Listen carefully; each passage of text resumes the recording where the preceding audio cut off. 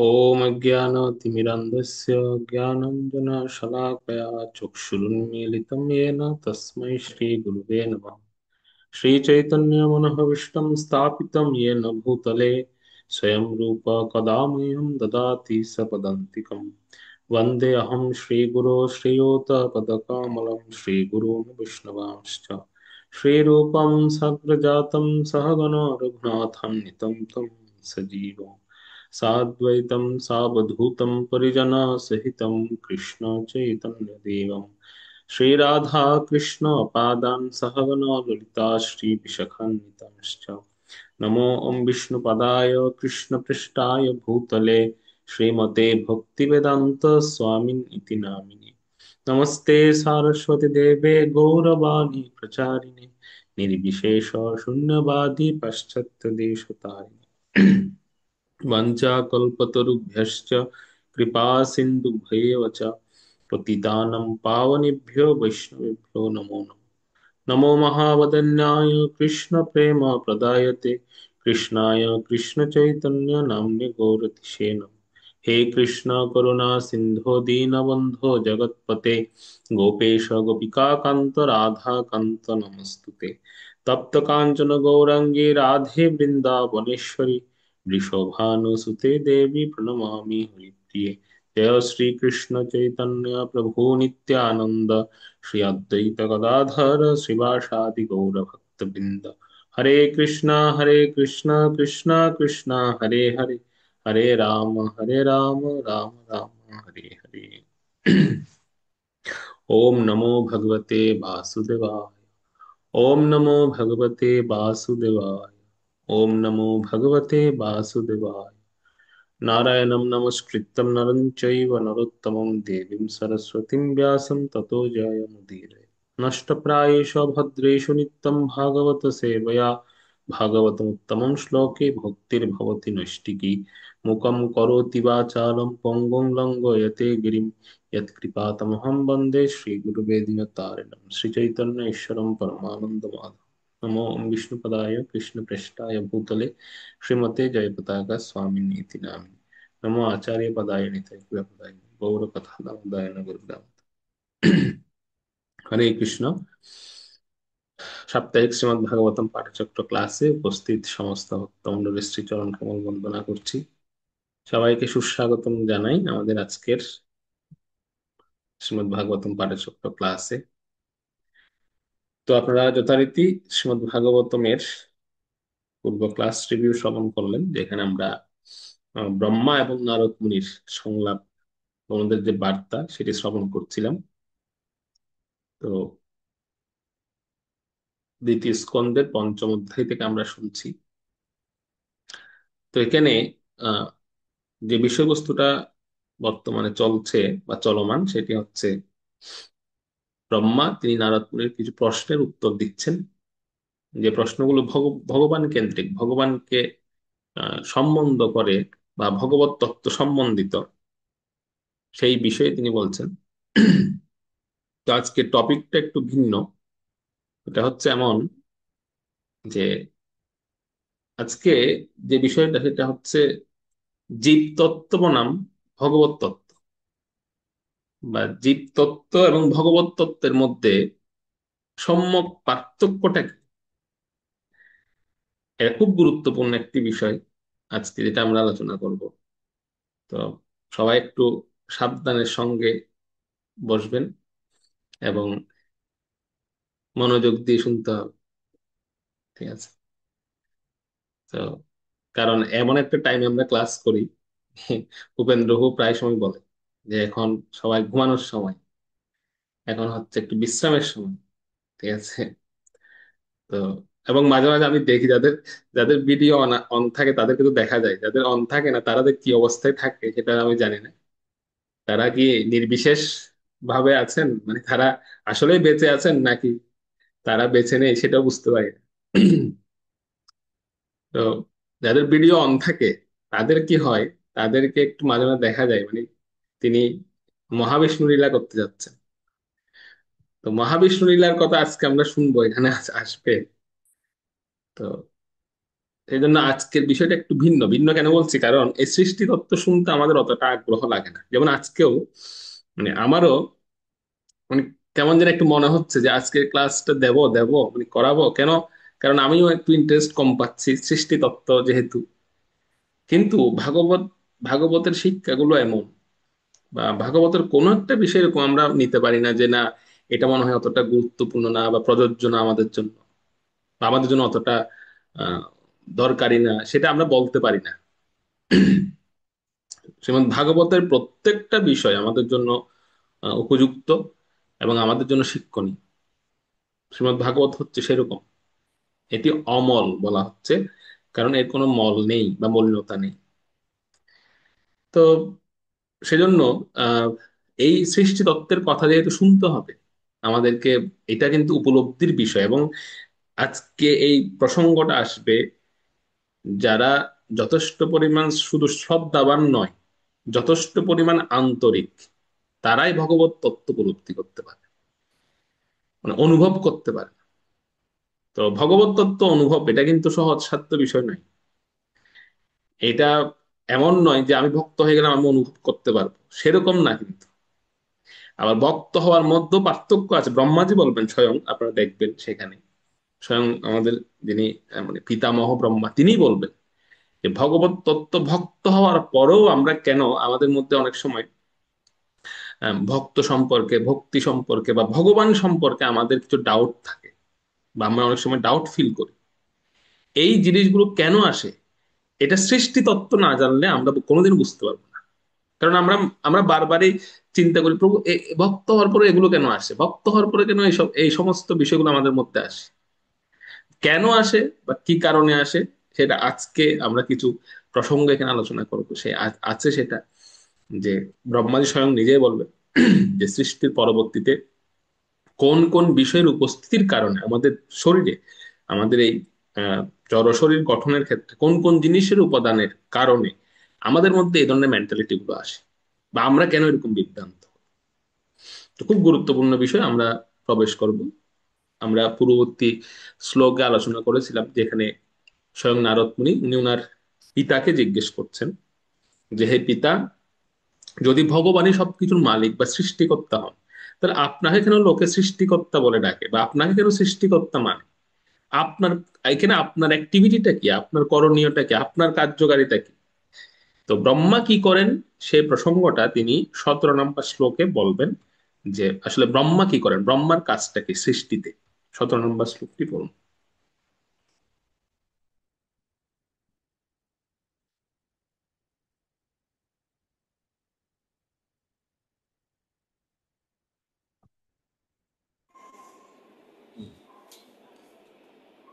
হরে কৃষ্ণ। তস্য অপি দষ্টু ঈশ্বস্য কূটস্থস্য অখিলাত্মনঃ সৃজ্যং সৃজামি সৃষ্ট অহম ঈক্ষয়া এব অবিচোদিতঃ। হরে কৃষ্ণ। অনুবাদ: তার দ্বারা অনুপ্রাণিত হয়ে সর্বব্যাপ্ত পরমাত্মারূপ তার দৃষ্টিপাতের মাধ্যমে তিনি পূর্বেই যা সৃষ্টি করেছেন আমি কেবল তা পুনঃপ্রকাশ করি, এমনকি আমিও তাঁরই সৃষ্টি। হরে কৃষ্ণ। তো ব্রহ্মাজি তিনি এখন এখানে কিন্তু তিনি কি করে দিচ্ছেন, তিনি একটা বিষয় ক্লিয়ার করে দিলেন যে আমি যেটা করি, অর্থাৎ প্রথমে তিনি বলছেন যে আসলে সৃষ্টিটা কিভাবে হয়, বা একটা আছেন এরকম যে আহ, সৃষ্টিটা আসলে কিভাবে হয়, নারদ মুনি এটা জিজ্ঞেস করছিলেন। তো উত্তরে ব্রহ্মাজি স্বয়ং নিজেই বলছেন তার দ্বারা অনুপ্রাণিত হয়ে, অর্থাৎ ভগবান কর্তৃক অনুপ্রাণিত হন তিনি প্রথমে। প্রথমে তো ব্রহ্মাজি তিনি কনফিউশন থাকেন, আমি কি করব, আমি কেন সৃষ্টি হলাম, আমি আমার জন্ম হয়েছে কেন, এটাই তো তিনি চিন্তা করতে থাকেন যে আমি কেন বা পদ্ম ফুলের উপর আমার জন্ম হলো, আমার কাজ কি। এটা চিন্তা করতে করতে তিনি চিন্তা করেন যে আমি আমি আমি করবোটা কি। তখন ভগবত উদ্দেশ্যে তিনি সাধনা করেন বলা হয়। ভগবানের উদ্দেশ্যে তিনি তপস্যা করেন।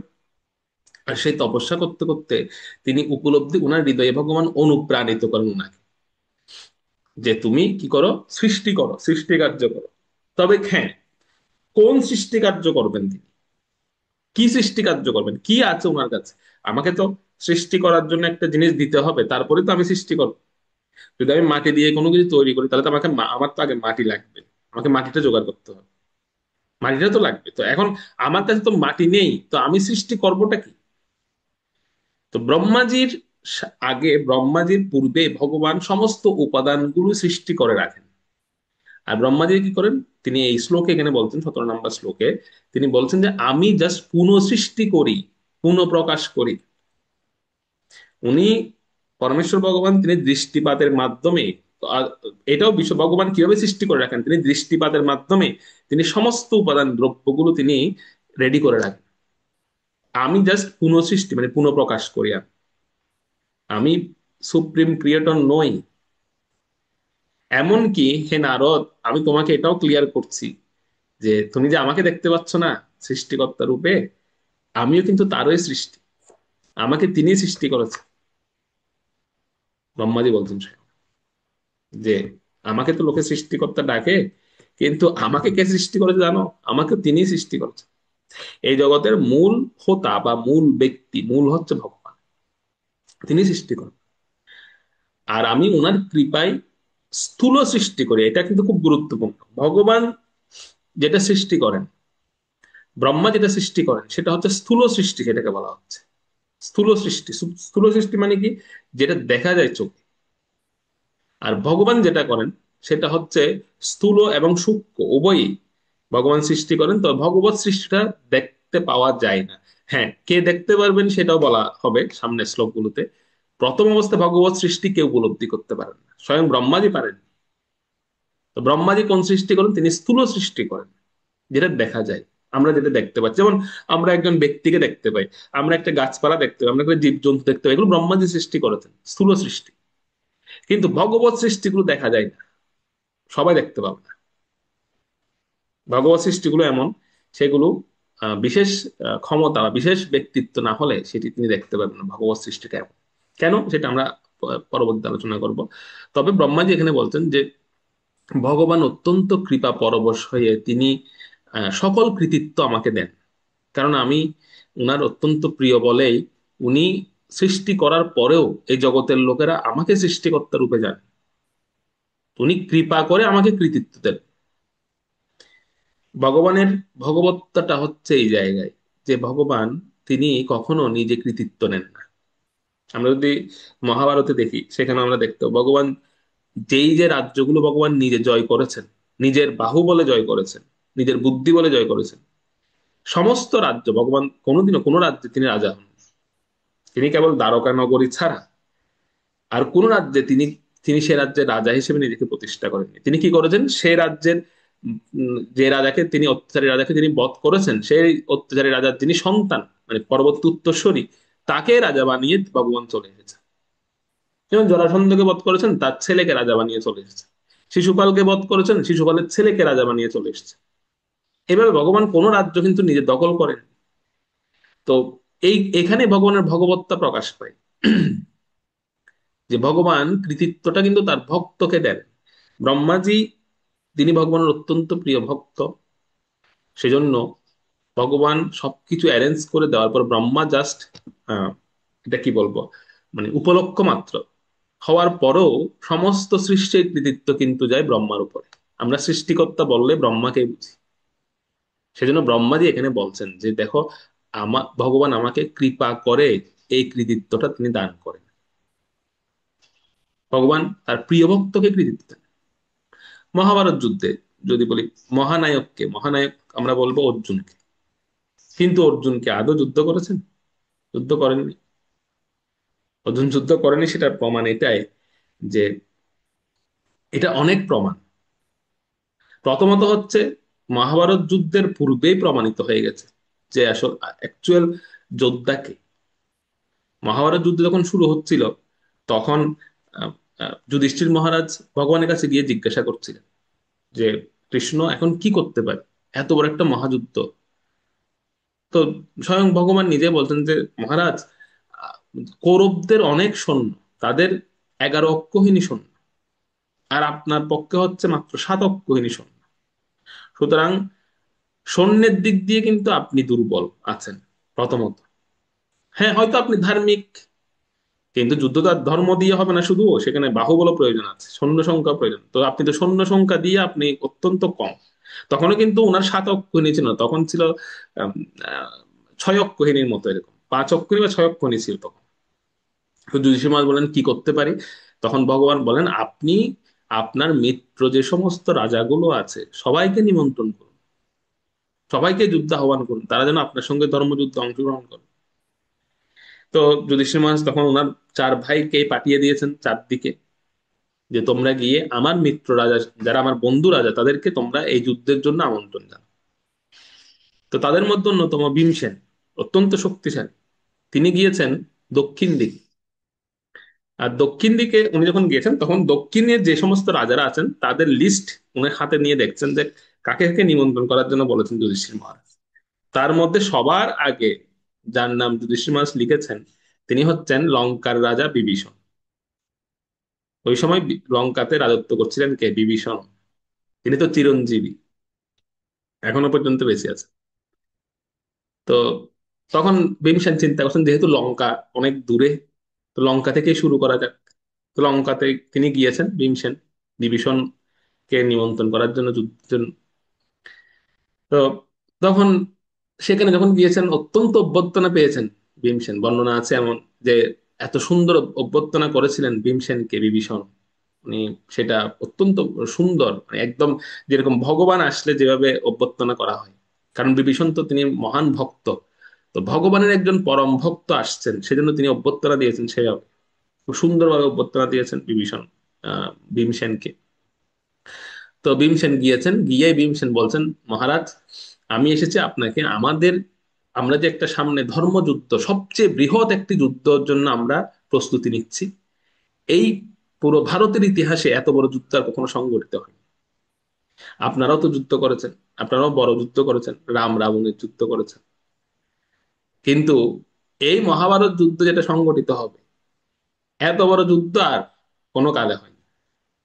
তো বিভীষণ একটু মুচকি এসে বলছে, আচ্ছা, কি কি কি কি আয়োজন করেছেন আপনারা? মানে যুদ্ধের তো একটা, হ্যাঁ, আগে শুনতে হবে। আর তৎকালীন সময় এমন একটা সিস্টেম ছিল, কোন রাজাকে নিমন্ত্রণ করতে গেলে তাকে বলতে হবে যে ওখানে কত সৈন্য যুদ্ধ করবে, কতজন যুদ্ধ করবে, তারপরে সৈন্য সংখ্যা কি থাকবে, হাতি ঘোড়া কি থাকবে, রথ কয়টি থাকবে, খাবার দাবারের কি বন্দোবস্ত থাকবে, সব বলতে হবে। সব ডিটেলস কিন্তু ওই নিমন্ত্রণ পত্রেই লেখা থাকে। যেমন আজ থেকে 50 বছর আগেও বিয়ের কার্ডে নাকি এরকম লেখা থাকতো, মানে কি কি মেনু হবে বিয়েতে। এটা আমি শুনেছি। না, এখনো মনে হয় সম্ভবত কলকাতাতে এরকম বিয়ের কার্ডে লেখা থাকে যে কি কি মেনু হবে। তো মেনু দেখে যারা মানে বরযাত্রী, তারা নির্ধারণ করতো বিয়েতে যাবো কি যাবো না। এখন তো আমরা মুখে জিজ্ঞেস করি কি খাওয়াবেন বিয়েতে, ঠিক আছে? তখন মুখে বলার পরে তারপরে এবার আমরা যাই। দেখা যাচ্ছে নর্মাল হলে না না না, দরকার নেই, আর একটু ভালো মন্দ হলে ঠিক আছে যাও। তো তিনি বিভীষণ জিজ্ঞেস করেছেন ভীমসেনকে যে এত বড় যুদ্ধ কি কি আয়োজন করেছেন একটু বলুন। তো কার্ডটা পড়ছেন তিনি। তো কার্ডে লেখা আছে যে কৌরবদের পক্ষে 11 অক্ষৌহিনী আর আমাদের পক্ষে 7 অক্ষৌহিনী, সব মিলিয়ে 18 অক্ষৌহিনী সৈন্য যুদ্ধ করবেন। আর খাবার দাবার, পতাকা বাহনকারী বা চিকিৎসক, সব মিলিয়ে 23 অক্ষৌহিনীর মতো সৈন্য যুদ্ধ করবে এই মহাভারতে। যখন বিভীষণ দেখলেন যে মাত্র 23 অক্ষৌহিনী, তিনি এই 23 অক্ষৌহিনী দেখে তিনি হো হো করে হেসে দিলেন। তো ভীমসেন জিজ্ঞেস করছে, মহারাজ আপনি হাসছেন কেন? সম্ভবত অনেক বড় সৈন্য দেখে আপনি হাসছেন, মানে এত বড় বিশাল 23 অক্ষৌহিনী সৈন্য যুদ্ধ করবে, এটা তো কম নয়। তো শুধুমাত্র এরকম একটা গণনা করা হয় মহাভারত যুদ্ধে, মানে মানে ডেড বডির হিসাব করা হয়েছিল 63 কোটি, 63 কোটি ডেড বডি হিসাব করা হয়েছে, মানে যেগুলো যেগুলো দাহ সংস্কার করা হয়েছে 63 কোটি। এটা প্রায়, এটা অ্যাকচুয়াল হিসাব নয়। ভীমসেন যাদেরকে, ভীমসেন যেখানে যুদ্ধ করেছেন সেখানে ভীম যাদেরকে গদা দিয়ে মেরেছেন, মানে ছক্কা মেরেছেন, তাদের ডেড বডি ফিরে আসেনি আর। এগুলো ছাড়া, এগুলি ছাড়া 63 কোটি মানুষ মারা গিয়েছে মহাভারত যুদ্ধে। তার মানে 23 অক্ষৌহিণী সমান কত আপনারা বুঝতে পারছেন, আরো অনেক বেশি হবে। তখন আহ যখন বিভীষণ এভাবে এগুলো হাসছিলেন, ভীমসেন জিজ্ঞেস, আপনি হাসছেন কেন মহারাজ? তো বিভীষণ বলছেন যে তুমি বলছিলে না মানে অনেক বড় সেনাবাহিনী নিয়ে তোমরা একটা বিশাল যুদ্ধের আয়োজন করেছো, তো তোমরা এই সর্বসাকুল্যে মাত্র 23 অক্ষৌহিণী সৈন্য। তো ভীম বলছেন, আরে আপনি এটাকে সর্বসাকুল্যে বলছেন, 23 অক্ষৌহিণী মানে কত জানেন? বিভীষণ বলছেন, আমাদের যে রাম রাবণের যুদ্ধ হয়েছিল সেখানে শুধুমাত্র এই 23 অক্ষৌহিণী সৈন্য ছিল ঢোল বাজানোর জন্য। আর যুদ্ধের জন্য কত ছিল চিন্তা করুন। শুধু ঢোল বাজানোর জন্যই 23 অক্ষৌহিণী সৈন্য ছিল তখন রাম রাবণের যুদ্ধে। এবার বুঝতে পারছেন রাম রাবণের যুদ্ধটা কত বিশাল। মানে এবার যুদ্ধ করেছে কতজন, শুধু যদি ঢোল বাজানোর জন্য 23 অক্ষৌহিণী সৈন্য রাখা হয়, তাহলে যোদ্ধা কতজন ছিল সেখানে। এইটাই শুনে তো বিভীষণ বলছে, বাবা মানে এত বড় যুদ্ধ ঘটেছিল তখন। বিভীষণের বিভীষণের যে একটা অহংকার ছিল, সে অহংকারটা একদম সঙ্গে সঙ্গে ডাউন হয়ে গেছে ওখানে। তখন বিভীষণকে বলছেন যে মহারাজ, ঠিক আছে আপনারা তো বিশাল যুদ্ধ করেছেন, তো আমি তো অনেক দূর জার্নি করে এসেছি, আমার খুব মানে একটু বিশ্রামের প্রয়োজন, তো আমি একটু স্নান করতে চাই, দয়া করে আমাকে একটু স্নানের স্থানটা দেখিয়ে দিন, কোথায় গিয়ে কোথায় আমি স্নান করবো। তো বিভীষণ বলছেন, এখানে তো সমুদ্র আছে, স্নানের অনেক সুন্দর ব্যবস্থা আছে, তুমি যেখানে খুশি সেখানে স্নান করতে পারো, তবে দক্ষিণ দিকে যাবে না, দক্ষিণ দিকে একটা কুণ্ড আছে, সেই কুণ্ডে স্নান করার প্রয়োজন, ওই কুণ্ডে গেলে বিপদ হবে। তো ভীমসেনের একটা স্বভাব, সেটা হচ্ছে যাদের যাদের অনেক শক্তি তাদের একটা বিষয় হচ্ছে তারা যেটা বলবেন বিপদ সেটা আগে করতে যাবে। তো হ্যাঁ, তো ভীমসেন যখন ভীমসেন বলেছেন এভাবে ভীমসেনকে বলেছেন যে দক্ষিণ দিকে না যেতে, তখন উনি দক্ষিণ দিকেই আগে গিয়েছেন, যে আগে ওদিকেই যাবো। আর গিয়েছেন ওখানে কুণ্ডে, দেখতে পাচ্ছেন হ্যাঁ একটা বিশাল কুণ্ড, আর কুণ্ডে নেমেছেন সেখানে, যে কি আছে দেখি বিপদ সেখানে। এভাবে নামছেন নামছেন, আর নামতে নামতে এমন অবস্থা যে কোনো কুল কিনারা তো পাচ্ছেন না। 15 দিন যাবত, ওখানে বর্ণনা আছে 15 দিন যাবত তিনি শুধু নিচের দিকেই গেছেন, কোনো কুল খুঁজে পাননি। 15 দিন যাবত শুধু নিচের দিকে যাচ্ছে। তো একটা মানুষ কতদিন পর্যন্ত এভাবে জলের নিচে থাকতে পারে? 15 দিন যেদিন যাচ্ছে সেদিন বিমের অবস্থা খারাপ, নিঃশ্বাস বন্ধ হয়ে, অক্সিজেন লেভেল কমে গেছে ওখানে, নিঃশ্বাস বন্ধ হয়ে যাবে, মানে প্রায় মারা যাওয়ার উপক্রম। এদিকে বিভীষণ বুঝতে পেরেছেন যে ভীমের যেহেতু অনেক বল, অনেক শক্তি, তো ভীম কথা শুনবে না। সেজন্য বিভীষণ আগে থেকেই কিছু সৈন্যকে তিনি বলে রেখেছেন যে তোমরা ভীমসেনের পেছন পেছন যাবে, কারণ সে কথা শুনবে না, তো তাকে তো বাঁচাতে হবে। তো কিছু সেনাবাহিনী তিনি আগে থেকে বলে রেখেছেন, তো কিছু সৈন্য ভীমসেনের পেছন পেছন অনুসরণ করেছে যাতে ভীমসেন দেখতে না পারে। তো তারা কি করেছেন, যখন ভীমসেন এভাবে 15 দিন পরে তিনি যখন জলের মধ্যেই তিনি মানে মারা যাবেন, তখন তাড়াতাড়ি তারা ধরে ভীমসেনকে উপরে তুলেছেন সে জল থেকে, আর তুলে এনে বুকে চাপ টাপ দিয়ে পানি টানি বের করে আবার সুস্থ করেছেন। তো সুস্থ হওয়ার পরে ভীমসেন তখন জিজ্ঞেস করছেন বিভীষণ, যে মহারাজ আসলে এটা কি ছিল, এই কুণ্ডটা? এই 15 দিন পর্যন্ত আমি আমি হচ্ছে পবন পুত্র, আমি 15 দিন পর্যন্ত এত বেগে নিচের দিকে যাচ্ছিলাম, কিন্তু আমি এটার কোনো তলা খুঁজে পাচ্ছিলাম না, আসলে এটা কি? তখন বিভীষণ বলছেন যে ভীমসেন, এটি হচ্ছে আমার জ্যেষ্ঠ ভ্রাতা কুম্ভকর্ণের মস্তক, কুম্ভকর্ণের মাথা এটি। অর্থাৎ যখন ভগবান রামচন্দ্র কুম্ভকর্ণকে বধ করছিলেন, তখন প্রথমে তার হাত কাটলেন, তারপরে সর্বশেষ যখন তার মস্তকটা ভগবান কাটছিলেন, তো সে কাটার সঙ্গে সঙ্গে সেই মস্তকটা গিয়ে ওই জায়গায় পড়েছিল, আর মস্তকের আঘাতে এটা কুণ্ড হয়ে গেছে। তার মানে ভীমসেন তখন চিন্তা করছেন, কুম্ভকর্ণের মাথা যদি এত বড় হয় তাহলে বডিটা কত বড় হবে, যে মাথাটা আমি 15 দিন পর্যন্ত যাওয়ার পরও মাথাটার কোনো কুল কিনারা খুঁজে পাচ্ছি না, এত বড় যদি কুম্ভকর্ণের মাথা হয় তাহলে বডিটা তার কত বড় হবে। তো যে অহংকারটা ছিল ভীমের মধ্যে, যে আমরাই যুদ্ধ করছি বা এই এত বিশাল যুদ্ধ কেবল আমরা আয়োজন করেছি, সেই অহংকারটা ভীমের একদম চূর্ণ হয়ে গেছে মহাভারত যুদ্ধের পূর্বে।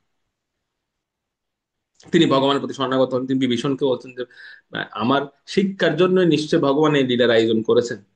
বিভীষণ বলছেন হ্যাঁ, তুমি আমাকে যুদ্ধের জন্য নিমন্ত্রণ করতে এসেছো, তবে এই যুগটা আমাদের যুদ্ধের জন্য নয়, আমাদের যুদ্ধের উপমা তোমাকে দিলাম। এই যুগ আমাদের যুদ্ধের নয়, এটা তোমাদের যুগ, তোমরা যুদ্ধ করবে, তবে আমার সম্পূর্ণ আশীর্বাদ তোমাদের পক্ষে থাকবে।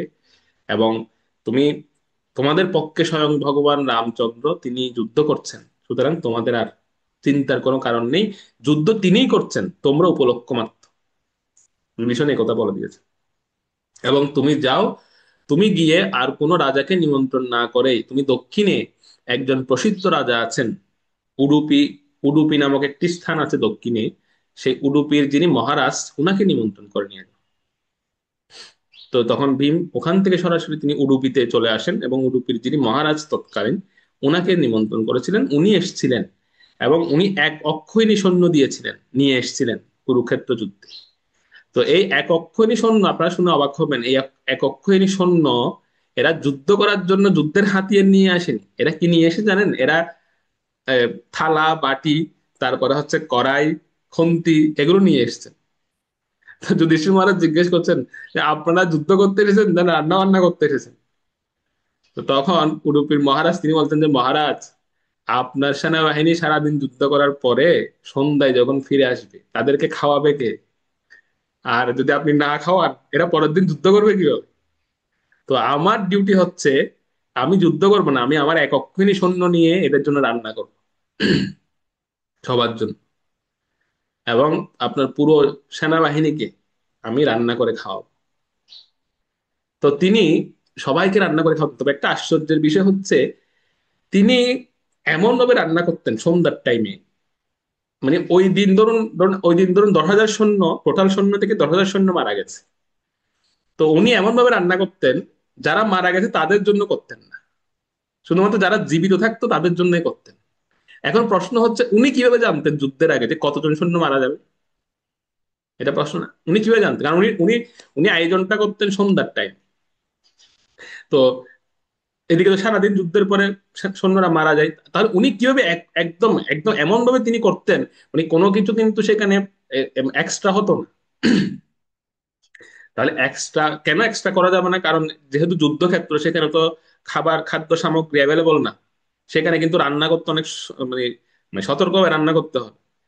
একদম আমি রান্না করে ফেললাম, কেউ খেলো, কে আরগুলো ফেলে দিলাম, সেরকম করা যাবে না। সেখানে কিন্তু অনেক, কারণ ওখানে সব জিনিস অ্যাভেলেবল না যুদ্ধক্ষেত্রে।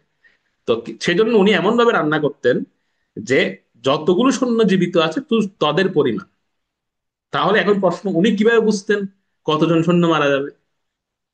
তো উনি যুদ্ধের শেষে যখন পাণ্ডবেরা অহংকার করছিলেন যে আমরা যুদ্ধ করেছি, আমরা এত বড় যুদ্ধ করেছি, তো তখন ভগবান উনাকে ডেকেছেন, রবি মহারাজকে ডেকেছেন, প্রায় যুদ্ধ শেষ তখন, যেদিন যুদ্ধ শেষ হলো সেদিন উনাকে ডেকে বলছেন ভগবান যে মহারাজ, আচ্ছা একটা প্রশ্নের উত্তর দিন তো আপনি আমাকে। আপনি কিভাবে জানতেন যে যুদ্ধের শেষে এই এতজন সৈন্যই বেঁচে থাকবে বা এতজন ব্যক্তি থাকবে? এটা আপনি কিভাবে বুঝতে পারতেন? তখন উডবি মহারাজ হাত জোর করে ভগবানকে বলতেন যে প্রভু, যুদ্ধ তো আপনিই করেছেন, আমি তো উপলক্ষ মাত্র। আমি প্রতিদিন রাত্রে আপনার ভোজনের জন্য, ভগবান প্রতিদিন রাত্রে যুদ্ধের, মানে যুদ্ধ যেখানে যুদ্ধের ক্ষেত্রে কুরুক্ষেত্রে ভগবান ছিলেন, ভগবান প্রতিদিন রাত্রে তিনি ছোলা খেতেন, ছোলা। ঠিক আছে? তো উনার জন্য ভগবান উডুপি মহারাজ তিনি সরাসরি তিনি নিজে স্বয়ং ভগবানের সেবাটা উনি নিজেই করতেন, মানে ভগবানের রাত্রে বেলার যে ভোগ বা ভগবান যেটা পেতেন সেটা তিনি দিয়ে আসতেন ভগবানের তাঁবুতে। তো তিনি কি করতেন, তিনি একটা রূপার বাটিতে করে, মানে ছোলা, ছোলা বুট তিনি ওখানে রেখে আসতেন, এবং সেটা তিনি গুনে গুনে রাখতেন, কতটা ছোলা বুট তিনি ওখানে রাখবেন সেটা গুনে রাখতেন। আর ভগবান সারাদিন যুদ্ধ করে আসতেন, এসে ভগবান ওখানে বসতেন, বসে ভগবান চিন্তা করতেন যে কালকে আমি কাকে বধ করবো, কালকে আমি কাকে মারবো, বা কালকে কার দিন। এরকম চিন্তা করে ভগবান চিন্তা করতেন, ও কালকে তাহলে ভীষ্মদেবকে আমি সরসজ্জায় শায়িত করবো। এরকম চিন্তা করে ভগবান ওখান থেকে একটা ছোলা নিয়ে মুখে দিতেন। এভাবে ভগবান প্রত্যেকটা প্ল্যান করে করে ওখান থেকে ছোলা খেতেন। ঠিক আছে? এবার পরের দিন উডুপি মহারাজ তিনি কি করতেন, ওই বাটির ছোলাগুলো গুনে ফেলতেন আবার, মানে কয়টা ছোলা মাইনাস, হ্যাঁ কয়টা ছোলা আছে। এবার যতগুলো মাইনাস হয়েছে ওখান থেকে উনি বুঝতে পারতেন যে এতজন সৈন্যই ভগবান আজকে কি করবেন, শেষ করে দেবেন। এইভাবে হিসাব করে তিনি কিন্তু কি করতেন, রান্না করতেন। তো তিনি তখন ভগবানকে বলতেন যে প্রভু আসলে যুদ্ধটা তো আপনিই করেছেন, আপনি প্রত্যেক প্রত্যেক সৈন্যের প্রাণ আপনি এই ভোজন গ্রহণের সঙ্গে সঙ্গে তাদের প্রাণটা হরণ করে ফেলেছেন, এটা আমি জানতাম, এটা আমি বুঝতে পেরেছি। এই হিসাব থেকে আমি বুঝতে পেরেছি, প্রথম দিন তিনি বুঝতে প্রথম দিনে তিনি বলছেন আমি এটা দেখার জন্য আমি এই হিসাবটা রেখেছিলাম যে আসলে যুদ্ধটা কে করছে। তো আপনি ওই ছোলা খেতে খেতে আপনি তাদের প্রাণটা সহ তাদের সে প্রাণটা সহ গ্রহণ করে ফেলেছিলেন। আর পরের দিন গিয়ে অর্জুন বা পাণ্ডবেরা এরা জাস্ট কি করেছে, অভিনয় করেছে মাত্র, এরা আসলে যুদ্ধ করেনি, এরা অভিনয় করেছে। আপনি তাদের প্রাণটা ওইটা যখন মনে মনে চিন্তা করছেন যে কালকে অমুককে বধ করা হবে বা কালকে অমুক মারা যাবে, সেটা চিন্তা করে করে আপনি যখন এটা একটা একটা মুখে দিচ্ছিলেন, সেই সঙ্গে তাদের প্রাণটা সহ আপনি গ্রহণ করে নিচ্ছিলেন সেই সঙ্গে। সেজন্য প্রকৃত যোদ্ধা আপনি এই কুরুক্ষেত্রে, আমি আর কাউকে দেখতে পাই না। শুধু উডুপি মহারাজ না, আমরা জানি বর্বরিকের কাহিনী তো আপনারা জানেন, বর্বরিক ভীমের যে নাতি তিনিও বলে গেছেন যে যুদ্ধটা আসলে কে করেছে, এই যুদ্ধটা কিন্তু স্বয়ং ভগবানই করেছে, কিন্তু কৃতিত্বটা তিনি দিয়েছেন তার ভক্তদের। কেন ভক্তদের ভগবান কৃতিত্ব দেন, বা ভক্তদের প্রতি ভগবান এত এত প্রসন্ন কেন? কারণ একটা প্রসঙ্গ, এই শ্লোকের তাৎপর্য প্রভুপাদ লিখেছেন, আপনার তাৎপর্য পড়লে আপনারা সেখানে দেখবেন যে এখানে একটা বিষয় কিন্তু খুব গুরুত্বপূর্ণ। ভগবান পরমাত্মা রূপে সবার হৃদয়ে বিরাজমান, তিনি আছেন পরমাত্মা রূপে। তবে কাদেরকে তিনি সরাসরি পরিচালনা করেন সেই প্রসঙ্গটা কিন্তু তাৎপর্য প্রভুপাত বলে দিয়েছে। কাদেরকে করেন, কাদেরকে করেন, সেখানে বলা হচ্ছে যারা ওনার আদেশের প্রতি শরণাগত।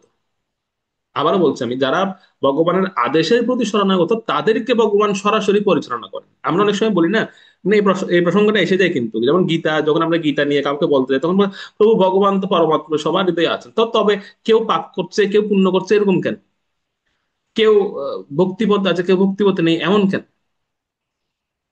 এইটার কারণ হচ্ছে ভগবান পরমাত্মা রূপে সবার হৃদয়ে বিরাজ করলেও তিনি সরাসরি সবাইকে পরিচালনা করেন না। তাহলে করেন কাদের, সেটা ভাগবতে এসে বলা হচ্ছে। ভগবান সরাসরি পরিচালনা করেন তাদের যারা ভগবানের আদেশের প্রতি, ভগবান যা যা আদেশ করে গেছেন সেই আদেশের প্রতি শরণাগত, ভগবান যেটা যেটা বলেছেন সেটার প্রতি তারা পূর্ণাঙ্গ শরণাগত, তাদেরকে ভগবান সরাসরি পরিচালনা করেন। আর এখন তাহলে এখন দ্বিতীয় প্রশ্ন, তাহলে বাকিদের কি করেন, বাকিদেরকে কিভাবে পরিচালনা করেন? বাকিদেরকে, সেটাও তাৎপর্য প্রভুপাত বলেছেন, বাকিদেরকে তিনি প্রকৃতির হাতে ছেড়ে দেন, যে ওর কর্মগুণে, ওর কর্মদোষে প্রকৃতি তাকে যে দণ্ড দেবে সে দণ্ডই তাকে ভোগ করতে হবে। ভক্তকে ভগবান, শরণাগত ভক্তকে ভগবান সরাসরি পরিচালনা করেন, আর যে শরণাগত নয় তাকে তিনি প্রকৃতির হাতে ছেড়ে দেন, চড়া প্রকৃতির হাতে প্রকৃত তত্ত্বাবধান তাকে ছেড়ে দেন।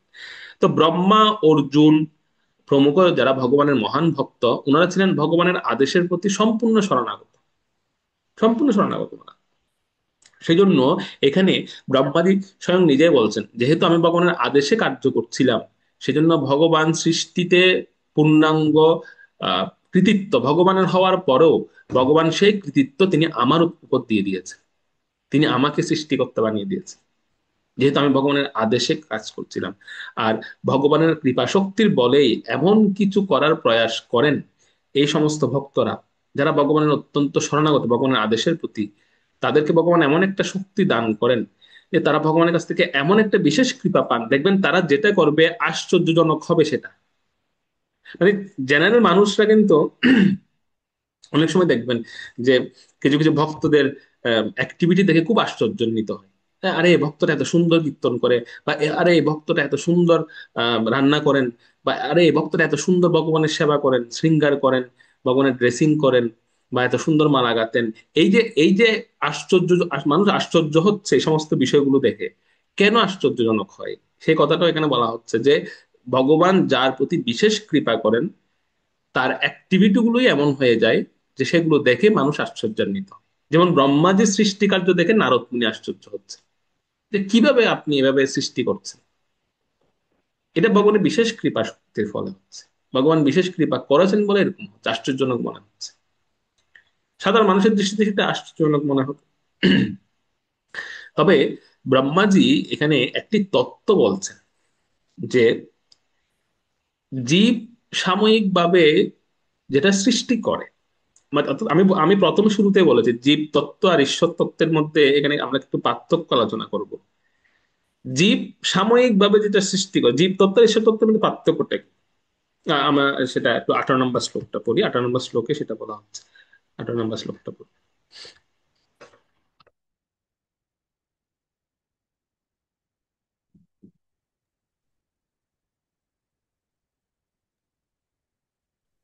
হরে কৃষ্ণ। স্কন্দ দ্বিতীয়, অধ্যায় পঞ্চম, শ্লোক নাম অষ্টাদশ। সত্ত্বম রজতম ইতি নির্গুণস্য গুণত্রয়ঃ স্থিতি সর্গ নিরোধেষু গৃহীতা মায়য়া বিভো। অনুবাদ: পরমেশ্বর ভগবানের স্বরূপ শুদ্ধ চিন্ময় এবং তার সমস্ত জড়গুণের অতীত। তথাপি জড়জগতের সৃষ্টি, পালন এবং ধ্বংসের জন্য তিনি তার বহিরঙ্গা শক্তির মাধ্যমে সত্ত্ব, রজ এবং তম নামক প্রকৃতির তিনটি গুণ স্বীকার করেন। হুম। হরে কৃষ্ণ। তো এখানে ব্রহ্মাজি একটি তত্ত্ব বলছেন, খুব গুরুত্বপূর্ণ তত্ত্বটা শুনুন।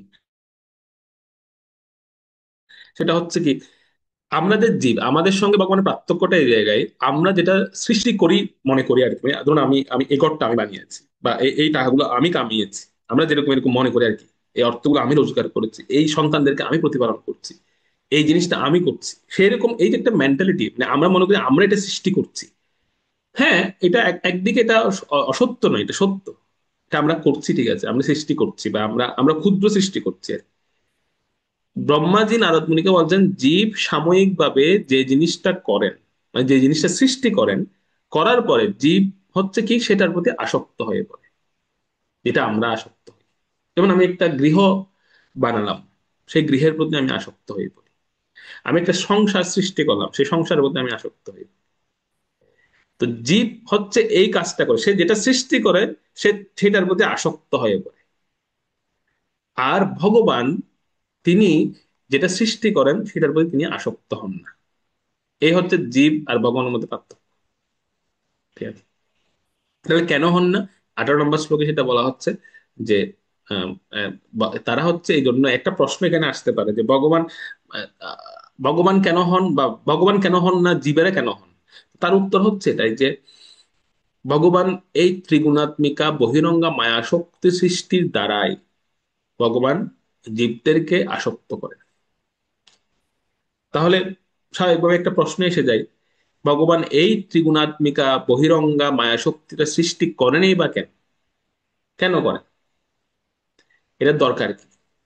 যদি এটার দ্বারাই জীব আসক্ত হয়ে পড়ে এর দ্বারা, তাহলে ভগবান এটা কেন করেন? তো তাৎপর্যে প্রভুপাদ একটা সুন্দর উপমা দিয়েছেন, খুব সুন্দর উপমাটা। উপমাটা হচ্ছে এরকম যে সূর্য মেঘ সৃষ্টি করে, কিন্তু সেই মেঘের দ্বারা কখনো সূর্য প্রভাবিত হয় না। প্রভুপাদ তাৎপর্য এত সুন্দর একটা উপমা দিয়েছেন। সেরকম ভগবান এই বহিরঙ্গা মায়া শক্তি তিনি নিজেই সৃষ্টি করেছেন, কিন্তু তিনি তার দ্বারা প্রভাবিত হন না, আমরা জীবেরা হই। আমরা জীবেরা তার দ্বারা প্রভাবিত হই কেন? আচ্ছা, সৃষ্টি করেন এই বেকার, তাহলে এই মেঘটা সৃষ্টি করেন কেন, মায়ারূপী মেঘ? তো সেটা বলা হচ্ছে ভগবান আমাদেরকে পরীক্ষা করার জন্যই তিনি এই মায়াটা সৃষ্টি করেন। বহিরঙ্গা মায়া শক্তি তিনি সৃষ্টি করেছেন আমাদেরকে পরীক্ষা করার জন্য। এর দ্বারা আমরা প্রভাবিত হচ্ছি কি হচ্ছি না, তিনি প্রভাবিত হন না, আমরা প্রভাবিত হয়ে যাই। আমাদেরকে পরীক্ষা করার জন্য ভগবান এই মায়া শক্তিটা সৃষ্টি করেছেন, আমাদের পরীক্ষা নেওয়ার জন্য। তবে ভগবান একটি একটি মায়ার দ্বারা ভগবান নিজে আবার কি হন, তিনি আসক্ত হন বা তিনি প্রভাবিত হন। আপনারা বলতেন সেরকম মায়া আছে নাকি? হ্যাঁ, সেরকম মায়া একটা আছে। সেটা হচ্ছে ভক্তের মায়া।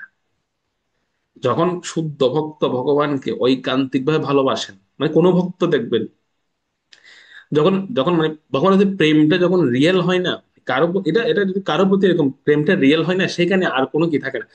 সেখানে কোনো, মানে সেখানে কোনো বন্ধন বা সেখানে কোনো প্রতিজ্ঞা, এই জিনিসগুলো থাকে না। কারণ ভগবান প্রতিজ্ঞা করেছেন যে যথা কৃষ্ণ তথা নহে মায়ার অধিকার।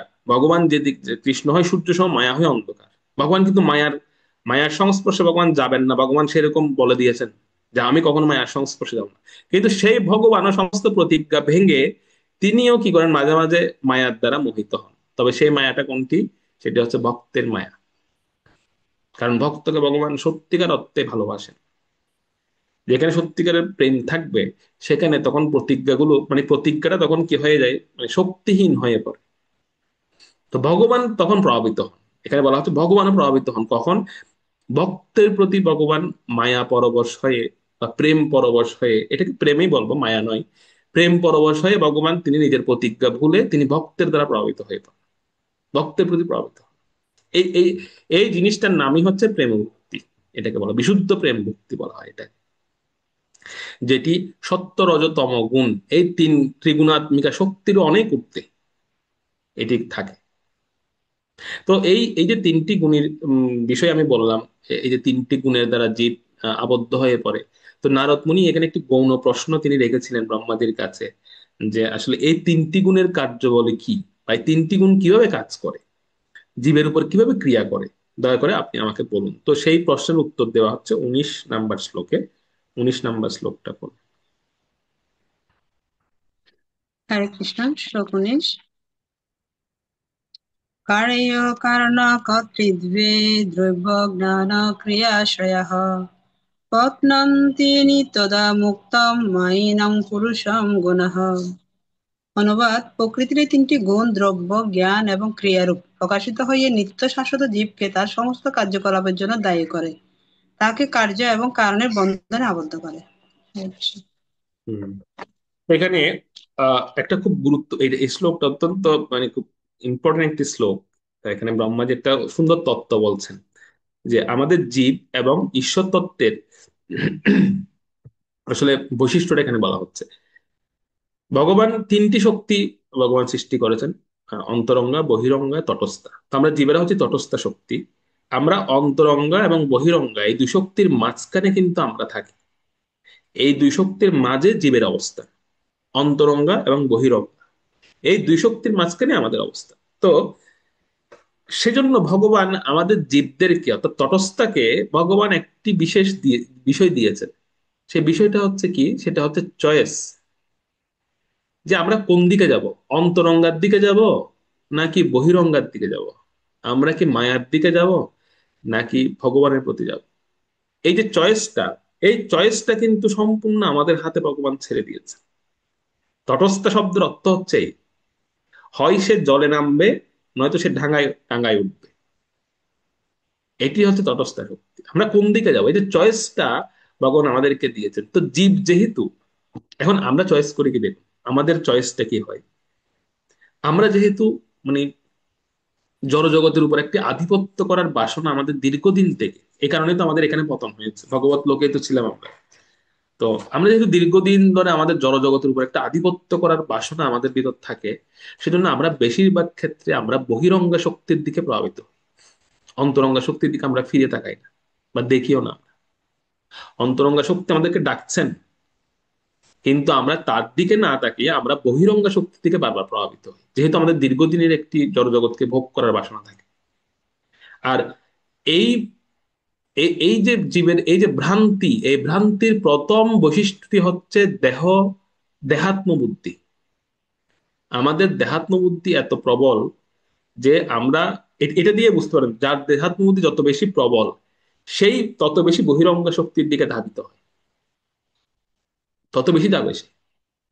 এই দেহাত্ম বুদ্ধি থেকে উঠতে পারলেই তবেই যে লাভটি হবে, প্রথম সর্বপ্রথম যে লাভটি হবে সেটি হচ্ছে ষড়রিপু, কাম, ক্রোধ, লোভ, মোহ, মদ, মাৎসর্য, এই সমস্ত বিষয়গুলোকে জয় করা সম্ভব হবে।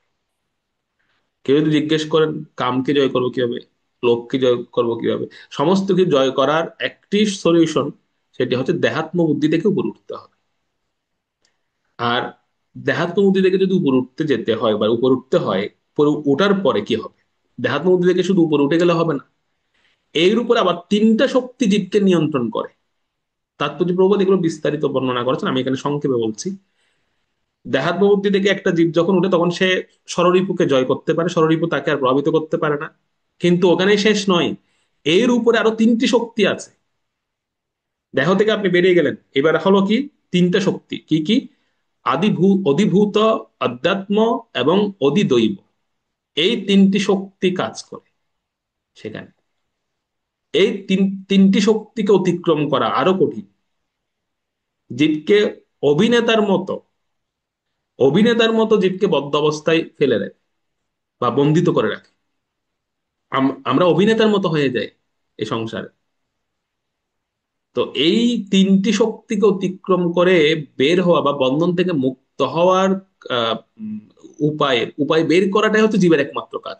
যে যদি বলেন যে আমাদের জীবের একমাত্র কাজ কি, জীবের একমাত্র কাজ হচ্ছে এই তিনটি শক্তি, অধিভূত, অধ্যাত্ম এবং অধিদৈব থেকে বের হওয়া। আর তার জন্য আমরা এত কিছু করছি, এই যে শাস্ত্র অধ্যয়ন বা এই যে শাস্ত্র চর্চা বা আমাদের যে সাধন ভক্তি যা কিছুই আমরা করি না কেন, জাস্ট এই তিনটি বিষয় থেকে বের হওয়ার জন্য। কিন্তু অনেক ক্ষেত্রে দেখা যায় তো আমরা তো এখনো দেহাত্ম বুদ্ধি থেকে বেরোতে পারিনি। এরপরে তিনটা স্তর আসবে আরো পরে। আগে দেহাত্ম বুদ্ধি থেকে বের হতে হবে, তারপর ওই তিনটা স্তর আসবে। তো আর যতক্ষণ পর্যন্ত এই জীব এই বদ্ধ অবস্থায় থাকবে, ব্রহ্মাজি সেটাও বলে দিচ্ছে, কোনো জীব যদি এইসব দেখে ভয় পায় এবং সে যদি মনে মনে ভাবে যে বাবা দরকার নেই, এত কঠিন বিষয়, আমি বাবা এখান থেকে বের হতে চাই না বা বের হতেও পারবো না, থাক যেভাবে আছে সেভাবে থাক, তাদের উদ্দেশ্যে ব্রহ্মাজি বলছেন। কি বলছেন? 20 নম্বর শ্লোকে, 20 নম্বর শ্লোকটি পড়ুন।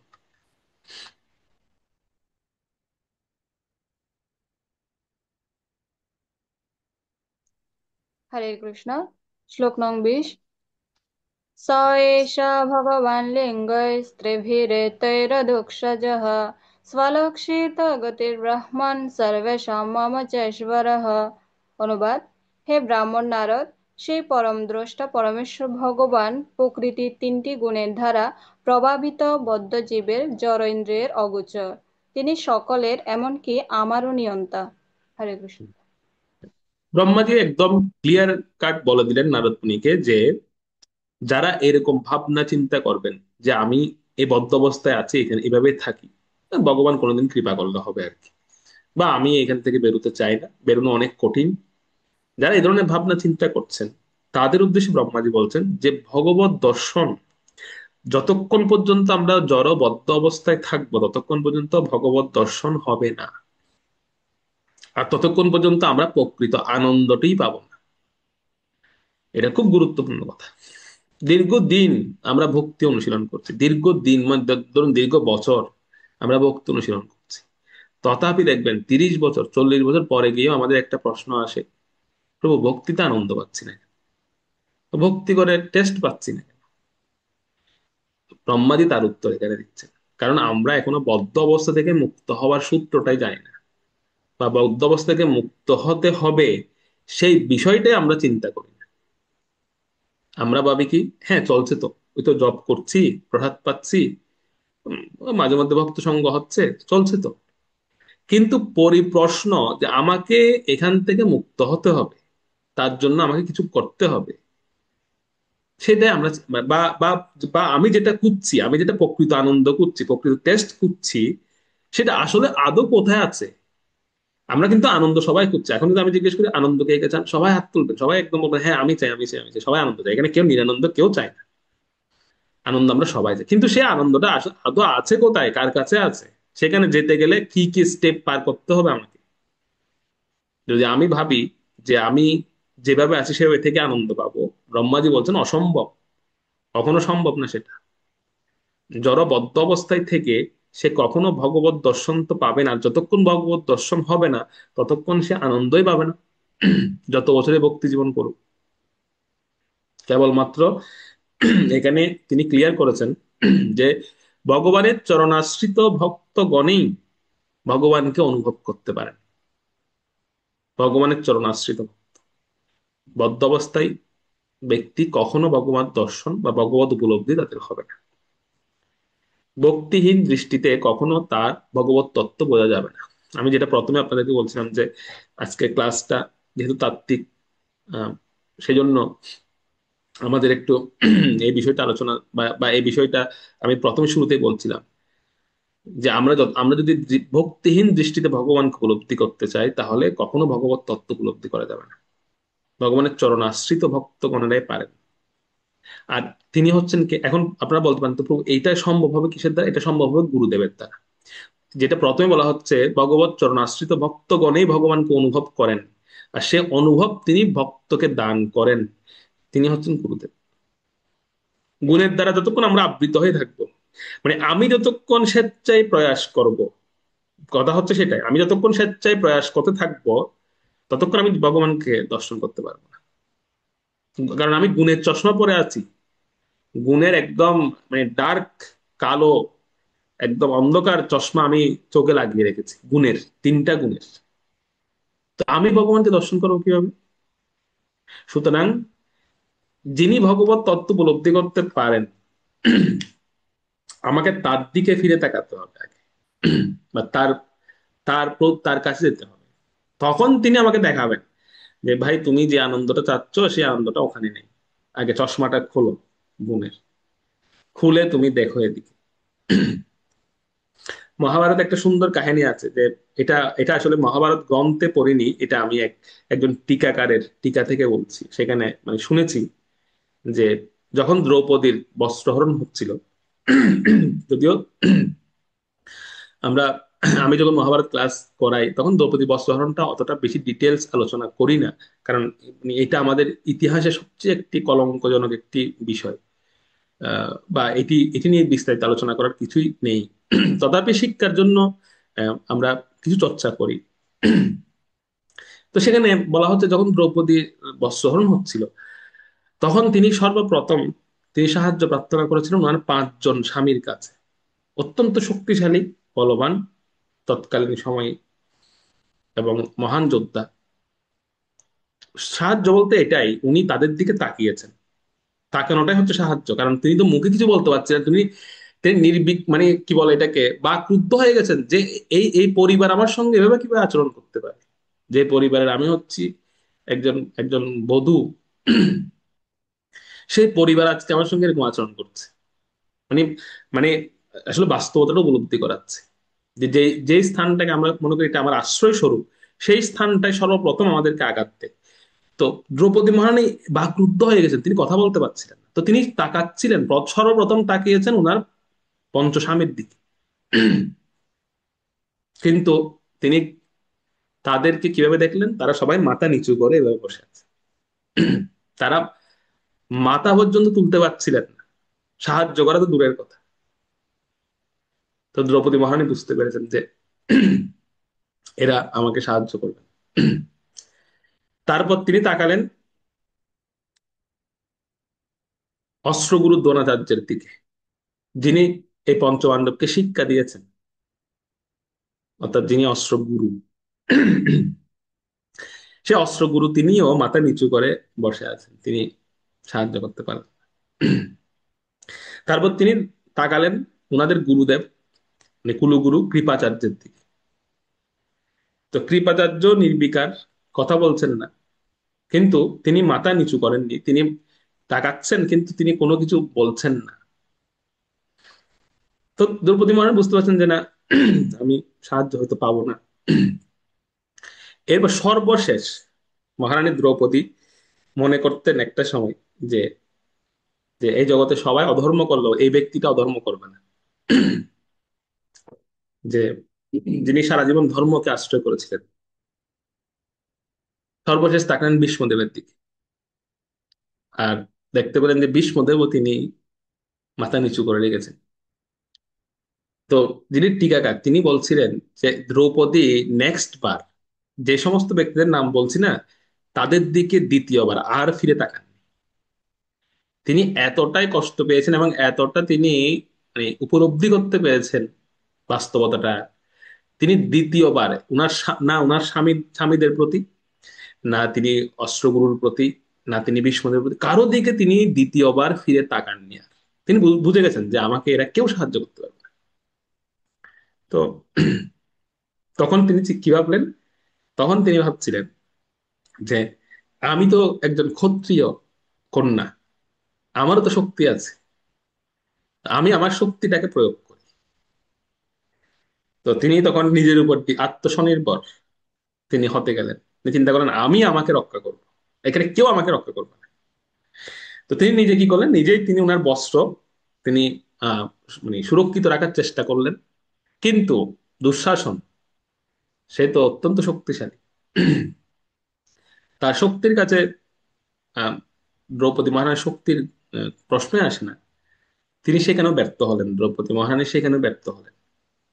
ব্যর্থ হওয়ার পরে হচ্ছে দ্রৌপদী মহারানী বলা হচ্ছে এই সমস্ত ব্যক্তিদের দিকে তিনি আর ফিরে তাকাননি, কিন্তু একজন ব্যক্তির দিকে তিনি দ্বিতীয়বার তাকিয়েছিলেন।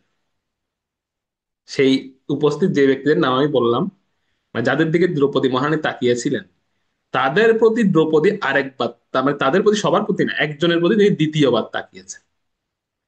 সেটা হচ্ছে কে? সেটা হচ্ছে কৃপাচার্য।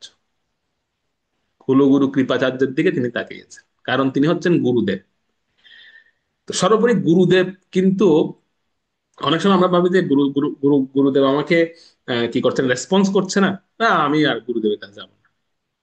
কিন্তু এখানে দ্রৌপদী মহারানী আমাদের শিক্ষা দিচ্ছেন, আমরা গুরু, গীতা বা গুরুদেবের যত স্তুতি আছে সেখানে কিন্তু আমরা এই জিনিসটা বলি, উচ্চারণ করি এবং বলিও, যে এই জগতে সবাই বিমুখ হতে পারে কিন্তু গুরুদেব কখনো বিমুখ হন না। গুরুদেব আমাদেরকে অবশ্যই কোনো না কোনো সময় সাহায্য করবে। হয়তো অনেক সময় দেখা যায় আহ উম, গুরুদেব আমাদের পরীক্ষার কারণে বা পরীক্ষা নেওয়ার জন্য হোক বা যে কোনো কারণে হোক, তিনি হয়তো প্রথম অবস্থায় আমাদের সঙ্গে দেখা যায় বিরূপ আচরণও করতে পারেন, কিন্তু তথাপি কখনো গুরুদেবকে ত্যাগ করা উচিত নয়। দ্রৌপদী মহারানী তিনি যখন কৃপাচার্যের দিকে তাকালেন, তখন কৃপাচার্য ওনাকে মুখে তো বলতে পারছিলেন না, তিনি ইশারা করে দেখিয়েছেন, ইশারা করে একটা আঙ্গুল দেখিয়েছেন, একটা আঙ্গুল এভাবে। আর এই একটা আঙ্গুল দেখানোতে দ্রৌপদী মহারানী বুঝে গেছেন যে গুরুদেব ওনাকে কি বোঝাতে চেয়েছেন। উপযুক্ত শিষ্য হচ্ছেন তিনি, যিনি গুরুদেবের ইশারা বুঝতে পারেন। কথা বলতে হয় না, কেবল ইশারাতে বুঝে যাবেন যে গুরুদেব কি চাচ্ছেন তার কাছে। তো একটা আঙ্গুল দিয়ে কি বুঝিয়েছেন কৃপাচার্য? একটা আঙ্গুল দিয়ে বুঝিয়েছেন সর্বধর্মান পরিত্যাজ্যম মাম একম শরণং ব্রজ। তুমি সবাই তোমার বিমুখ হয়ে গেছে, সবাইকে ত্যাগ করো, তুমি সেই ব্যক্তি শরণ নাও যে তোমাকে রক্ষা করবে। অর্থাৎ গীতার জ্ঞান একটা শ্লোকে দ্রৌপদী মহারানী সর্বপ্রথম প্রাপ্ত, অর্জুন পাওয়ার আগে তিনি পেয়ে গিয়েছিলেন। আর এই কথাটা হচ্ছে দ্রৌপদী মহারানীর নিজের মুখে বলা কথা, যে আমি গীতার জ্ঞান একটা শ্লোক উপলব্ধি করেছি কৃপাচার্যের কাছ থেকে, যে সমস্ত প্রকার ধর্ম, স্ত্রী ধর্ম, কুল ধর্ম, পতি ধর্ম, সব ধর্ম বাদ দিয়ে কেবল ভগবানের শরণাপন্ন হওয়া উচিত। তো তখন তিনি ওনার হাত ছেড়ে দিলেন, আর তিনি ভগবানের উদ্দেশ্যে প্রার্থনা করলেন দুহাত তুলে। আর তখনই ভগবান ওনাকে সুরক্ষা দিয়েছে। সেজন্য এই যে আমাদের যে বদ্ধ পরিস্থিতি বা বদ্ধ অবস্থা আমরা পড়েছি, সেখানে আমরা কারো কাছে সাহায্য নিয়ে বা কারো সাহায্য প্রার্থনা করে আমরা কখনো আমরা সফল হতে পারবো না। বা আমরা নিজেরা প্রয়াস করেও আমরা সফল হতে পারবো না। তাহলে এক্ষেত্রে কি লাগবে? এক্ষেত্রে যেটা বলা হচ্ছে, ভগবানের চরণাশ্রিত ভক্ত, মানে গুরুদেবের প্রতি বা গুরুদেবের কাছে শরণাগত হতে হবে বা গুরুদেবের দিকে তাকাতে হবে। তখন গুরুদেব আমাদেরকে একটা সলিউশন দিবেন, বা তিনি আমাদেরকে দেখাবেন, পথ দেখাবেন যে আমরা আমরা কার শরণাগত হব বা কি করব, আমরা করণীয়টা কি হবে তখন। ব্রহ্মাজি এই তত্ত্বটা তিনি নারদ মুনিকে বলছেন, যে এই এই আসলে সৃষ্টি তত্ত্বটা আমরা অনেক সময় এটাকে জটিল করে ফেলি। সৃষ্টি তত্ত্বটা মানে আমরা মনে করি এই সৃষ্টি তত্ত্ব মানে আমরা কিছু ভূগোল শিখবো, এখানে কিছু দেখবো বা একটা কিছু আমরা জানবো, সেরকম নয়। সৃষ্টি তত্ত্বটা মূলত আমাদেরকে, শ্রীমদ্ ভাগবতের সৃষ্টি তত্ত্ব এই জন্যই বলা হয়েছে যে আমরা যতটা মনে করছি এখান থেকে বের হওয়া সহজ সহজ সহজ, অতটা সহজ নয়। কতগুলো ধাপ আমাদের পেরোতে হবে সেই জিনিসটা কিন্তু বোঝানোর জন্য আমাদেরকে সৃষ্টি তত্ত্বটা এভাবে জটিল করে এখানে দেওয়া হয়েছে। অ্যাকচুয়াল সিচুয়েশন তো জটিল নয়, কিন্তু জটিল দেখানো হচ্ছে কেন? আমরা যেন অনুভব করি যে এই জড়জগৎ থেকে বের হওয়া অনেক কঠিন আছে কিন্তু, বা অনেক অনেক বিষয় ওভারকাম করে আমাদেরকে যেতে হবে সামনে। আর একটা সহজ পন্থা, সেটা ব্রহ্মা বলে দিচ্ছেন এখানে। যদি কেউ একদম একনিষ্ঠ হবে, সে মনে করে যে আমার কোনো যোগ্যতা নেই, আমার আমার রাস্তাটা অনেক কঠিন, বা আমি বের হতে পারবো না, আমি আমি নিজের কোনো প্রচেষ্টাও নেই আমার, সেরকম মনোভাব নিয়ে সে যদি গুরুদেবের চরণে শরণাগত হয় সর্বতভাবে, তখন গুরুদেব তাকে রাস্তা দেখান। এটা হচ্ছে সহজ পন্থা। এছাড়া পৃথিবী থেকে বের হওয়া অনেক কঠিন, এই 14 ভুবন থেকে বের হওয়া অনেক কঠিন। সেজন্য সৃষ্টিতত্ত্ব বলা হচ্ছে। Okay? তো এর পরবর্তীতে 21 থেকে প্রায় 35 পর্যন্ত ঠিক আছে, 21 থেকে 35 পর্যন্ত যে শ্লোক ক্রমটা আসবে সামনে, সেই শ্লোক ক্রমের বিষয়বস্তু হবে আমাদের ব্রহ্মাজির কাছে যে তৃতীয় প্রশ্নটি করেছিলেন নারদ মুনি, সেই তৃতীয় প্রশ্নের উত্তর দিবেন 21 থেকে 35 পর্যন্ত। তৃতীয় প্রশ্ন হয়তো আপনাদের জানা আছে, আমরা আগে বলেছি। সেই তৃতীয় প্রশ্নটি আহ উত্তর দিচ্ছেন। 21 নাম্বার শ্লোকে যায়, আমরা 21 নাম্বার শ্লোকটা পড়ি। হরে হরে কৃষ্ণ। শ্লোক নং 21। কালম কর্ম স্বভাবঞ্চ মায়েশ মায়য়াস্বয়া আত্মন ইদিচ্ছয়া প্রাপ্তম বিভুভূষুরূপাদতে। অনুবাদ: সমস্ত শক্তির নিয়ন্তা ভগবান তার শক্তির দ্বারা নিত্যকাল সমস্ত জীবের অদৃষ্ট এবং তাদের স্বভাব সৃষ্টি করেন, এবং তিনি পুনরায় স্বতন্ত্রভাবে তাদের নিজের মধ্যে বিলীন করে দেন। হরে কৃষ্ণ। তো ব্রহ্মাজির কাছে নারদ মুনি তৃতীয় প্রশ্ন করেছিলেন। কি প্রশ্নটা? প্রশ্নটা ছিল যে আম, সম্ভবত ইয়ত ইয়ত সৃষ্টম, ইয়ত সৃষ্টম মানে সৃষ্টির, আহ জগতের সৃষ্টি রহস্যটা কি? এই জগতের সৃষ্টি রহস্য ইয়ত সৃষ্ট, যে এই জগৎটা সৃষ্ট হয় কিভাবে, বা এই জগতে সর্বপ্রথম কি সৃষ্টি হয়, বা কিভাবে এই জগতের জীবেরা বন্ধন দশা প্রাপ্ত হয়। ঠিক আছে, তো তার উত্তর দিতে গিয়ে এখানে স্বয়ং ব্রহ্মাজি নিজেই বলছেন যে সমস্ত শক্তির নিয়ন্তা হচ্ছেন ভগবান, এক কথায় তিনি উত্তর দিচ্ছেন। এবং উনার শক্তির দ্বারাই নিত্যকাল সমস্ত জীবের অদৃষ্ট, সর্বপ্রথম কিন্তু অদৃষ্টটার সৃষ্টি হয় একটা জীবের, আর অদৃষ্টের সঙ্গে সঙ্গে তার স্বভাবটা সৃষ্টি করে দেন। প্রথম হচ্ছে অদৃষ্ট, মানে তার কপাল, আমরা বলি না অদৃষ্টের দোষ, অদৃষ্ট বলি না, এরকম কপাল। প্রথম হচ্ছে তার অদৃষ্ট সৃষ্টি করেন, যে সে কি কি করবে, এবং তার সঙ্গে তার স্বভাব, কেমন স্বভাবের হবে সে, এ স্বভাবটা সৃষ্টি করা হয়। এবং পুনরায় স্বতন্ত্রভাবে তাদের নিজের মধ্যে বিলীন করে দেন। এখানে কিন্তু ব্রহ্মাজি তিনি বলে দিচ্ছেন যেরকম আমরা সাধারণত একটা জিনিস এখানে পাই এই শ্লোক থেকে, সেটা হচ্ছে আপনারা দেখবেন যে এই জড়জগৎ যখন সৃষ্টি হয় বা সৃষ্টির জন্য ব্রহ্মাজি চিন্তা করেন, তো একই সঙ্গে তিনি প্রলয় কালটাও সৃষ্টি করে দেন। এটাকে বলে অদৃষ্ট। মানে ধরুন জন্ম এবং মৃত্যু, জন্ম কখন হলো, জন্মের সঙ্গে সঙ্গে মৃত্যুটা কখন হবে, এটার নামই হচ্ছে অদৃষ্ট। আমি একদম খুব মানে সংক্ষেপে বলছি বিষয়টা। আর মাঝখানে যে অ্যাক্টিভিটি, আমরা যেসব আপনি অ্যাক্টিভিটি করব, এটার নাম হচ্ছে স্বভাব। একদম সংক্ষেপে বললাম, জন্ম থেকে মৃত্যু অবধি যেই সময়সীমা, এটাই হচ্ছে অদৃষ্ট। যা যা ঘটবে এটা হচ্ছে অদৃষ্ট। আর মাঝখানে যে কর্ম অ্যাক্টিভিটি আমরা করব, সেটি হচ্ছে স্বভাব। তো সর্বপ্রথম এই জিনিসটাই যে কোনো সৃষ্টিতে, এটা ব্রহ্মাণ্ড সৃষ্টি হোক, এটা একটা জীব সৃষ্টি হোক, একদম আমরা বলি না যে একটা জিনিস মানে ম্যানুফ্যাকচার ডেট এবং এক্সপায়ার ডেট দুটোই কিন্তু দেওয়া হয়ে যায় সঙ্গে সঙ্গে, যে কখন এটা বানানো হলো এবং এটা কখন পর্যন্ত এটার এক্সপায়ারি থাকবে। তো এই দুটো জিনিস কিন্তু ব্রহ্মাজি দিয়ে দেয়, এটার নাম অদৃষ্ট। আর মাঝখানে যে সময়টা, এটা হচ্ছে স্বভাব। ঠিক আছে, সেই কথাটা ব্রহ্মাজি এখানে বলছেন যে সর্বপ্রথম এই জিনিসটা সৃষ্টি হয়, এই জিনিসটা সৃষ্টি করা হয়। আচ্ছা, এই জিনিসটা সৃষ্টি করেন বা কে, বা এই জিনিসটা সৃষ্টি কে করেন, কার থেকে এটি জাত হয়, সেটি বলা হচ্ছে 22 নাম্বার শ্লোকে। আমরা 22 নাম্বার শ্লোকে। শ্রীমদ্ ভাগবতম দ্বিতীয় স্কন্ধ পঞ্চম অধ্যায় শ্লোক নং 22।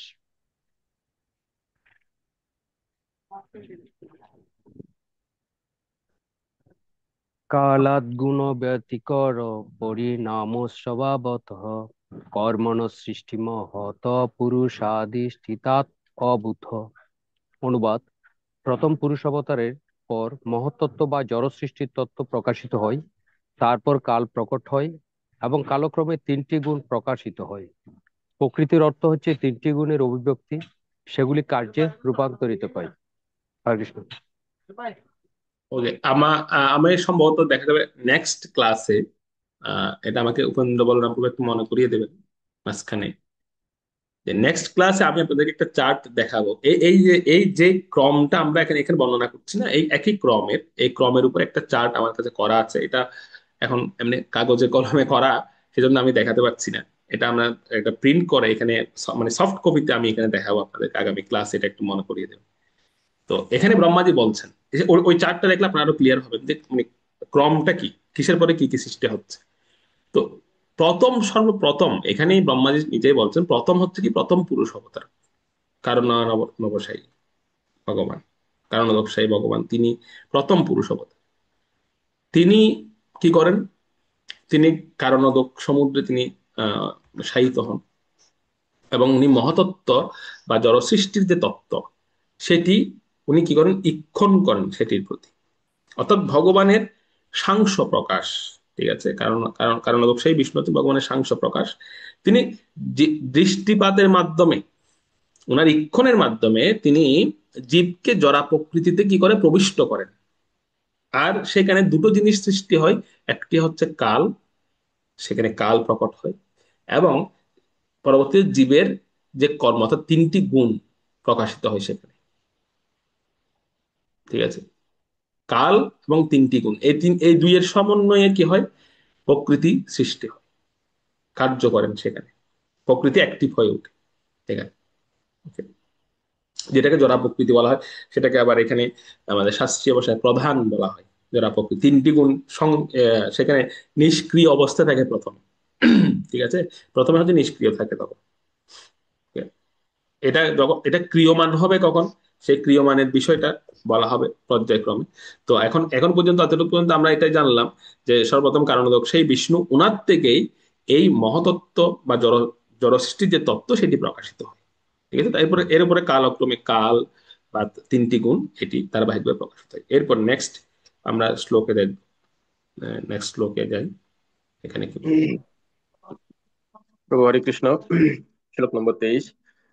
মহতত্ত্ব বিকুর্বানাদ্রজ সত্তোপবৃংহিতাৎ তমো প্রধানস্তত্ত্ব ভবদ দ্রব্য জ্ঞান ক্রিয়াত্মক। অনুবাদ: মহতত্ত্ব বিক্ষুব্ধ হওয়ার ফলে জড় কার্যকলাপের উদ্ভব হয়। প্রথমে সত্ত্বগুণ এবং রজগুণে রূপান্তর হয়, এবং তারপর তমগুণের প্রভাবে দ্রব্য জ্ঞান এবং ক্রিয়া শক্তির উদ্ভব হয়। প্রভু হরে কৃষ্ণ। এই যে দেখুন, আমরা যে বলি না অনেক সময় যে আমাদের মধ্যে বিকারগুলো কোত্থেকে আসে, আরে এই বিকারগুলো আমাদের মধ্যে না, এগুলো সৃষ্টির আদি থেকে হয়ে আসছে। সুতরাং এগুলোকে ওভারকাম করা শিখতে হবে। বিকার কিভাবে হয়, কোত্থেকে হয়, সেটাই প্রশ্নের মূলত নয়। এই বিকার বিক্ষুব্ধ হওয়ার প্রক্রিয়াটা বহু আগে থেকে হয়ে আসছে, ভগবত সৃষ্টিতে হয়ে আসছে। এটা দেখুন, এখানে এখানে তো সেই জিনিসটা বলা হচ্ছে যে যখন এই যে মহতত্ত্বের দিকে ভগবান ঈক্ষণ করে, ভগবান দৃষ্টিপাত করেন, ভগবানের চোখের দৃষ্টিতে যখন পড়ে, তখন এটি বিক্ষুব্ধ হওয়া শুরু হয়, বিক্ষুব্ধ হয়। এবং মহতত্ত্ব বিক্ষুব্ধ হয়ে কি হয়, জড় কার্যকলাপের উদ্ভব হয়, মানে জড় কার্যকলাপ সৃষ্টি হয় তখন সেখানে। আর সেখানে সর্বপ্রথমে সত্যগুণ এবং রজগুণ রূপান্তর হয়। আর তারপর তমগুণ, তমগুণের প্রভাবে বিভিন্ন দ্রব্য জ্ঞান, অর্থাৎ এই যে তিনটি গুণের প্রভাবে তিনটা জিনিস আসে। তিনটি গুণ যখন ক্রিয়াশীল হয়ে যায় সেখানে মহাতত্ত্বের মধ্যে, তিনটা জিনিস বেরিয়ে আসে, একটা হচ্ছে দ্রব্য, একটা জ্ঞান এবং ক্রিয়া। এই তিনটা জিনিস তিনটি গুণ থেকে, তিনটি গুণের সংমিশ্রণে প্রকাশিত হয়। ওকে, এরপর নেক্সট 24 নাও। প্রভু হরে কৃষ্ণ। শ্রীমদ্ ভাগবতম দ্বিতীয় স্কন্দ পঞ্চম অধ্যায় শ্লোক নং 24। স্ব অহংকার ইতি প্রুক্ত বিকুর্বন সমবুদ্ধিদা বৈকারিক তৈজস চ তামস চ ইতি যদ্বিধা দ্রব্যশক্তি ক্রিয়াশক্তি জ্ঞানশক্তি ইতি প্রভু। অনুবাদ: আত্মকেন্দ্রিক অহংকার তিন রূপে রূপান্তরিত হয়ে বৈকারিক, তৈজস এবং তামস অর্থাৎ সাত্ত্বিক অহংকার, রাজস অহংকার ও তামস অহংকার এই তিন প্রকারে উদ্ভূত হয়।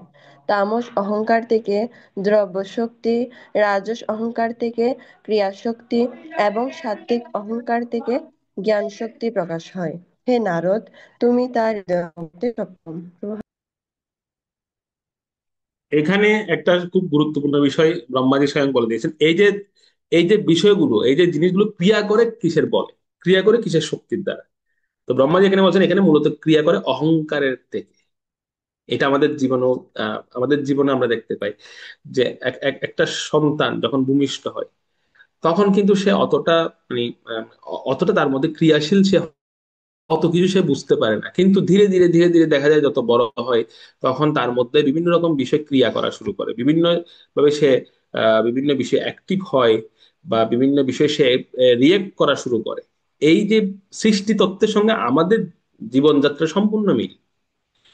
সৃষ্টি তত্ত্ব শুরুতে কিন্তু এটা অ্যাক্টিভ ছিল না, কিন্তু যখন অহংকার যুক্ত হলো সেখানে, অহংকারটা যখন আসলো মহতত্ত্ব থেকে, এই গুণের সংমিশ্রণে অহংকার যখন যুক্ত হলো, তখন দেখা গেল কি সেখান থেকে বিভিন্ন জিনিস বেরিয়ে আসা শুরু করলো, বিভিন্ন রকমের বিষয় বেরিয়ে আসা শুরু করলো। আত্মকেন্দ্রিক অহংকারকে এখানে তিন ভাগে বিভক্ত করা হয়েছে। কি কি? একটা হচ্ছে বৈকারিক, একটি তৈজস, এবং একটি তামস। যেমন প্রথমটা হচ্ছে কি সাত্ত্বিক অহংকার, ঠিক আছে?